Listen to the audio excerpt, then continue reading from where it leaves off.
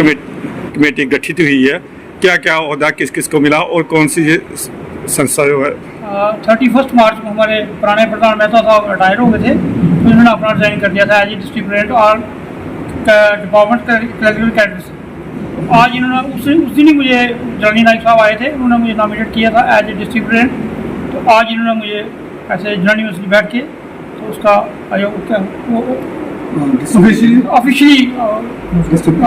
Announce किया district. Surendra Mehta, नव घोषित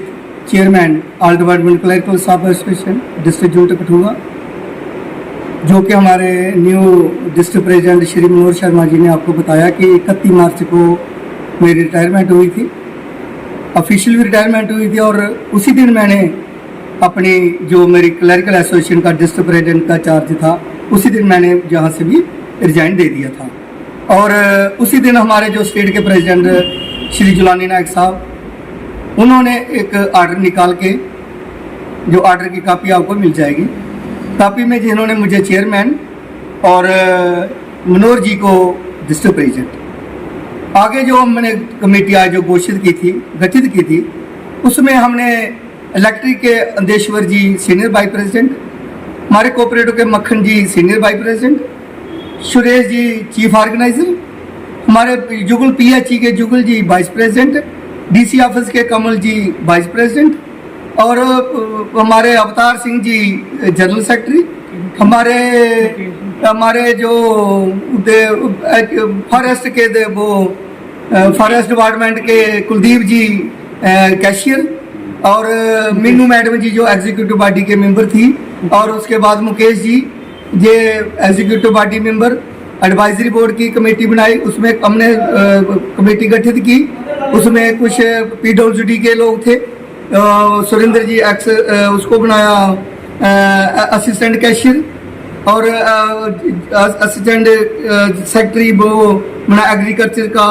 हमारे संजीव जी, तो एडवाइजर बनाया हमारे विक्रम जी। ये सभी कमेटी आज हमने जहाँ गठित की थी, और आपके मीडिया के माध्यम से हम आपको ये सबको ये सुनाना चाहते हैं। हमारी जो क्लरिकल एसोसिएशन के जो लोग जहाँ नहीं आए थे, उनको भी मैं ये कहना चाहता हूँ कि ये आज हमने जो कमेटी बनाई है, और मनोहर शर्मा जी हमारे जो नए डिस्ट्रिक्ट प्रेसिडेंट बने हैं, हम चाहते हैं कि सारे तन मन धन से इनका साथ दें। जैसे कि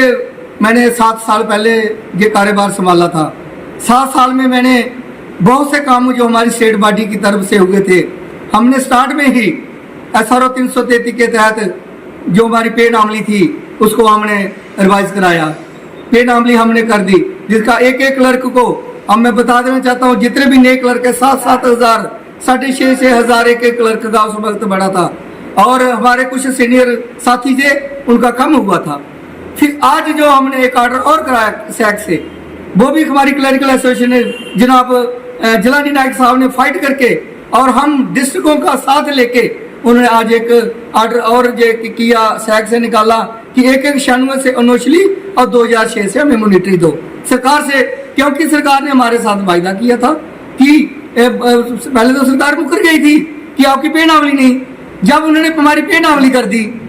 ऑर्डर निकाल दी 18 से कि आपकी पे नावली है, तो फिर जब से हमने स्टार्ट की थी, फिर हमें वहां से नोशली क्यों नहीं दिया जाए? अगर हमारी पे नामली है तो हमने 196 से नोशली और 2006 से मॉनिटरी क्यों नहीं दिया जाए? और जो हमारे क्लर्क जो सेक्रेटरी ट्रेनिंग पास करते हैं, उनकी 2 इंक्रीमेंटें पे नामली हुई तो आपकी जो 2 इंक्रीमेंटें हैं वो खत्म हो जाती है। मैं सरकार से ये पूछना चाहता हूँ कि 2 इंक्रीमेंटें आपने हमें दान में नहीं दी थी, 2 इंक्रीमेंटें पेपर पास करने पर मिली है, या तो आप दे देते सभी को 2 इंक्रीमेंटें, तो हम कहते कि सभी को 2 इंक्रीमेंट, जो हेड सीनियर असिस्टेंट बनता 2 इंक्रीमेंट दे दी, हेड असिस्टेंट नहीं दी आपने, जो पेपर पास करता उसको आपने 2 इंक्रीमेंटें दी। तो फिर जब हमने पे जो नए लड़के हमारे पेपर पास करे तो उनको 2 इंक्रीमेंटें क्यों नहीं? और उस ऑर्डर में हमने ये भी कराया कि उसको 2 इंक्रीमेंटें भी मिलनी चाहिए, और ये सरकार से हम ये फाइट करेंगे, लड़ेंगे, सुप्रीम कोर्ट तक जाएंगे, और ये ऑर्डर हम बहाल करा के छोड़ेंगे। ये मेरी सभी क्लर्कों से यही मेरी रिक्वेस्ट है कि प्लीज हमारी बॉडी जो नहीं है इनका साथ दो, और बिल्कुल एकजुट होकर चले। जय हिंद, जय भारत।